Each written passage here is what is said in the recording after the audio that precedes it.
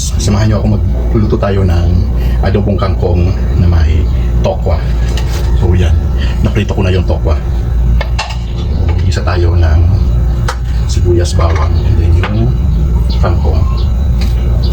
Init na siya kanina pa kasi pinagprituhan ko na siya ng tokwa.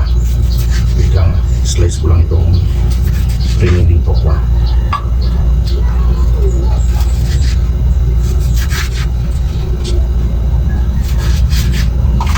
Okay, lagyan na natin yung sibuyas. By the way, yung mantika, kaya ganyan kasi pinagprituhan ko na siya kanina ng tokwa. Then, since naubusan ako ng bawang, mayroon ako dito fried garlic. So, ito na lang ilalagay ko. Okay.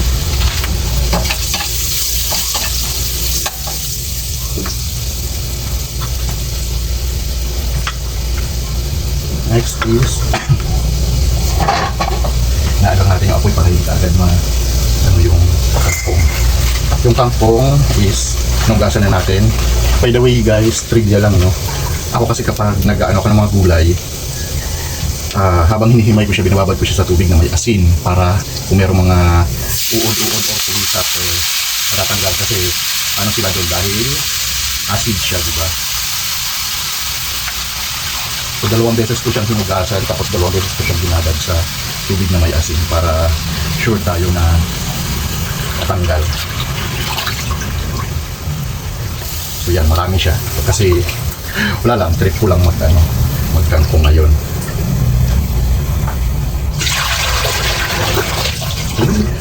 Lumuwa. What's that?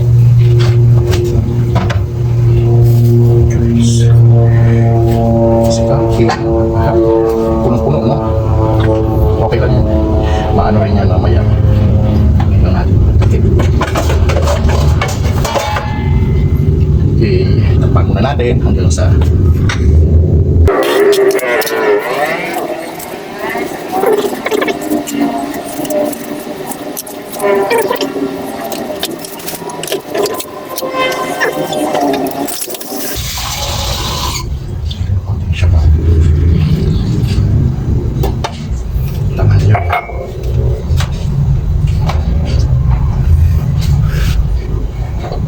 pag bumaba na lahat, lagyan na natin yung tokwa kasi mabilisan lang para hindi para hot cook lang siya with our oyster sauce.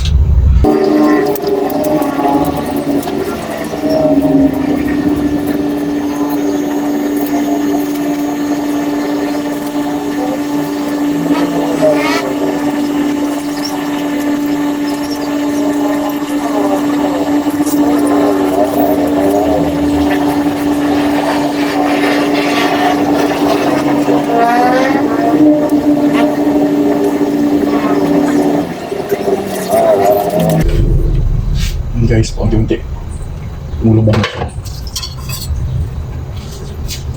Ay, marami rin pala yung sabaw.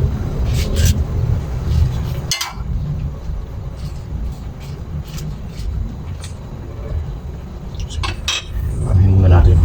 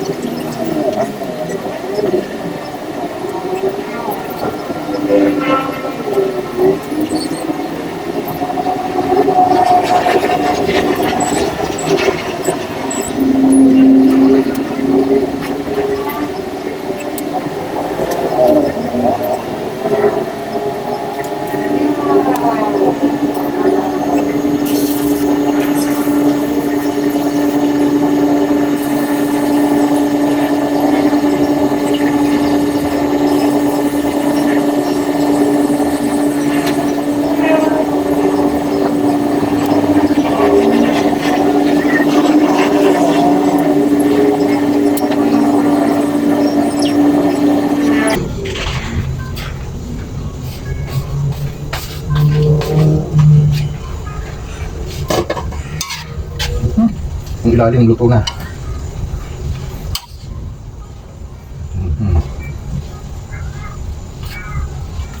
Anyway, sige lang. Hindi naman naman ganun karadami.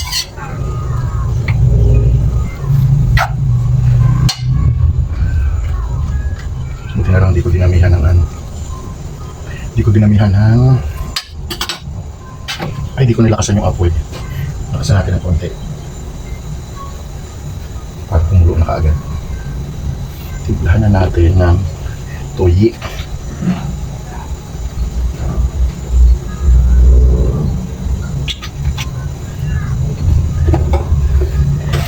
Seasonings.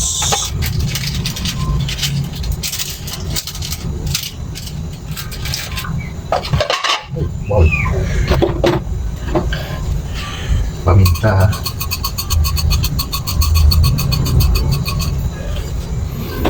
At ang ating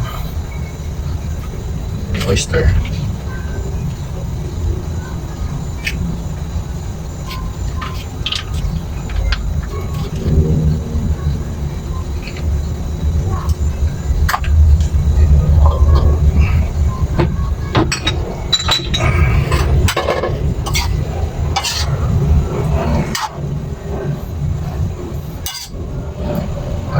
Tapon.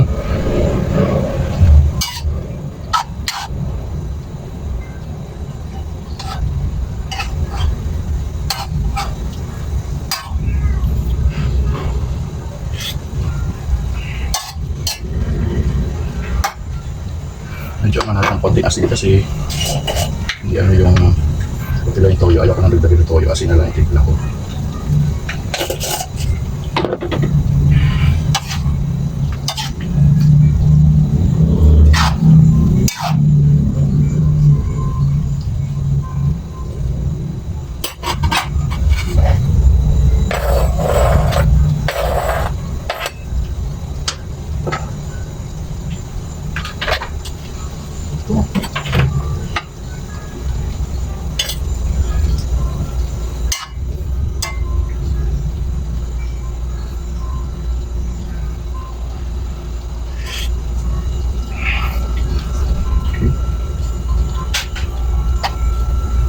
Guys, then ilagay na natin ang ating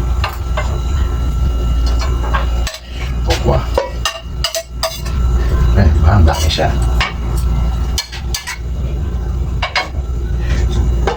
Ang saglit, pero hinako lang ang apoy.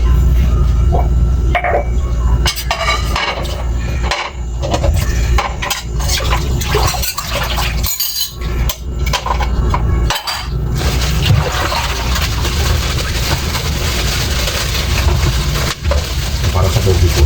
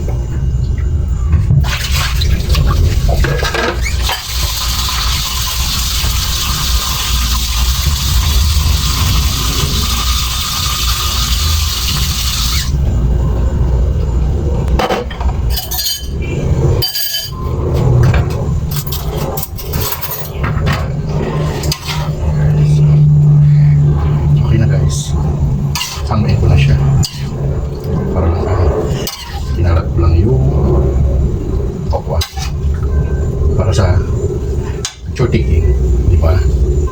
Ayan.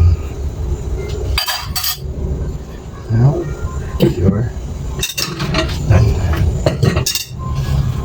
Yun guys, thank you for watching.